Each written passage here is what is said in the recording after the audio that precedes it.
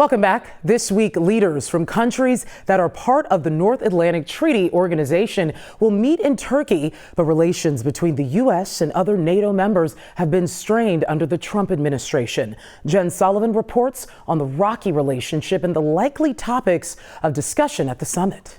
President Donald Trump will head to Turkey this week for the NATO summit, where he'll meet with other leaders from North America and Europe.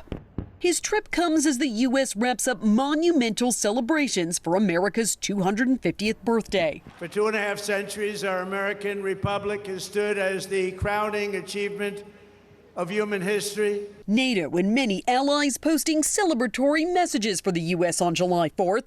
But the country's relations with NATO have been rocky under the Trump administration. They want to see a U.S. that really commits to stay within the alliance and maybe a softening of the rhetoric.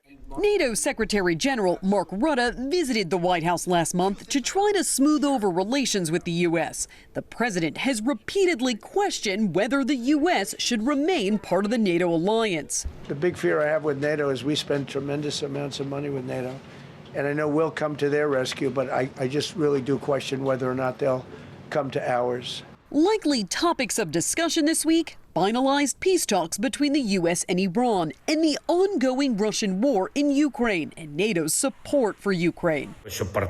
Our partners, primarily the United States and our European partners, need to be more proactive in providing assistance with us. Saturday, Russian President Vladimir Putin and Trump spoke on the phone for nearly 90 minutes.